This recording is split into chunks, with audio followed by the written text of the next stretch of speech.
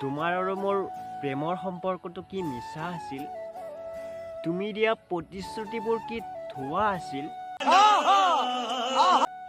তোমাক লৈ দেখা এই সপোনবোৰ দুয়ো একেলগে গঢ়া সংসাৰখন তাৰ মানে তোমাৰ আৰু মোৰ প্ৰেমৰ সম্পৰ্কটো এখন নাটক আছিল।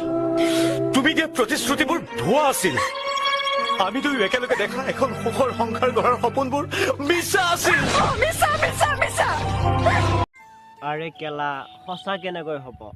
শিৰত সেন্দুৰখন লৈ মূৰত গামোচাখন ল'লেতো মাইকী হৈ নোযোৱা। দিব পৰা ক্ষমতাটো থাকিব লাগিব। এনেওতো খুলি চালে বেঙেনাটোহে ওলাব। তোমালোকে কেতিয়াবা ছিংগল থাকি পাইছে আৰু নাই? আজিকালি আকৌ ছিংগল থাকিলে এনেকে থাকিব লাগে।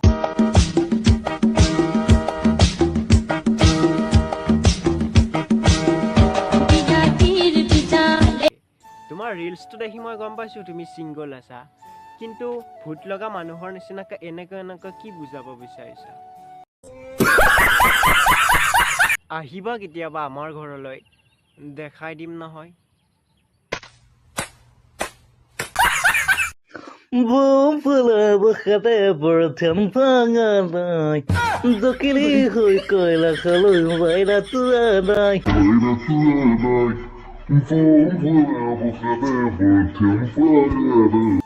ভিগুদা হয়তো তোৰ গানটো শুনা নাই। তোৰ এই সুমধুৰ কণ্ঠটোৰ কাৰণে তোক নাম্বাৰ মই 3 পইচা আগবঢ়াইছোঁ। ৰঙিয়ালৈ আহি লৈ যাবিহি।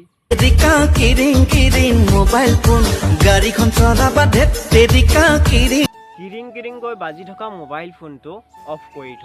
প্ৰথমে তোৰ পাছফালে থকা গামোচাৰ ফুটাটো মাৰি ল।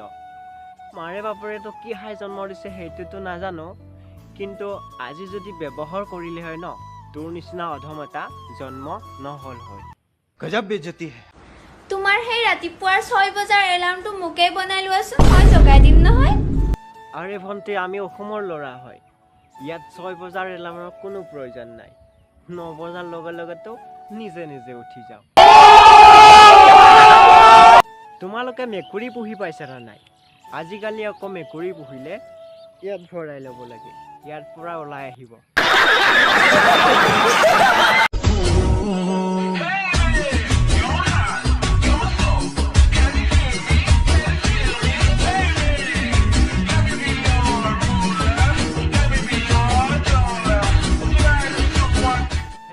ভিডিঅ'টো চাই কেনেকুৱা পালে? যদিহে ভাল পালে তেতিয়াহ'লে লাইক, কমেণ্ট, শ্বেয়াৰ কৰি দিব।